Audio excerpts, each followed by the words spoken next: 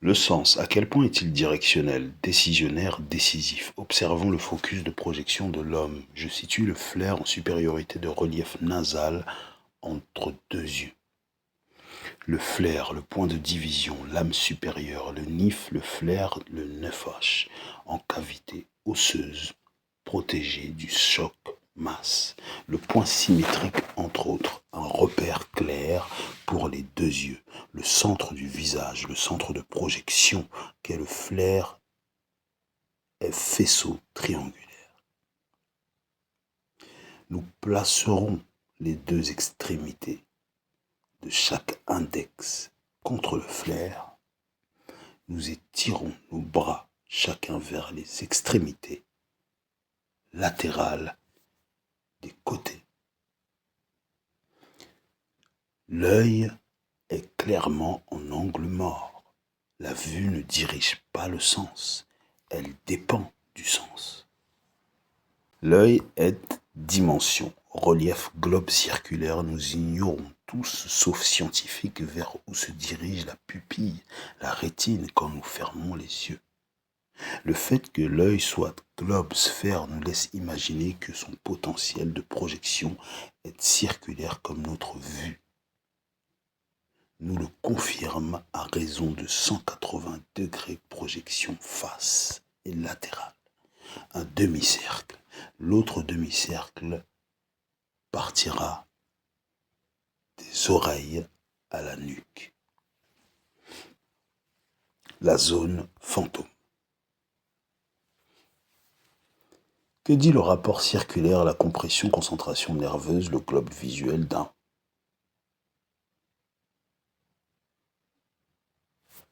ami, la raie mentale, qui est de projection fine?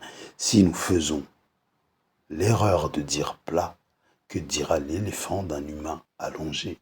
La même chose. L'épaisseur est jugement de masse distincte de projection. La raie menta, la base de mon observation de la fameuse légende, le chat passe sous la porte. L'Africain a crié à la sorcellerie. J'ai déjà eu un chat en main. Le volume du pelage est comme mystification. Sa masse nerveuse est ultra fine. L'humain dira que le chat a la peau sur les os. La masse n'est donc pas obstacle pour passer un pas de porte.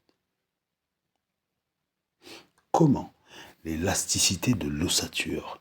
L'ultra-agilité est élasticité du nerf. L'os du chat n'est pas ultra solide mais semble incassable de son élasticité qui lui permet de passer sous la porte fermée. Et comme un super pouvoir, il en fait usage avec ce qu'on lui connaît de sa condition d'être pudique, qu'il n'aime pas être observé dans son intimité, dans sa prière, dans ses créations, dans ses avantages. Le O est équivalence du AU.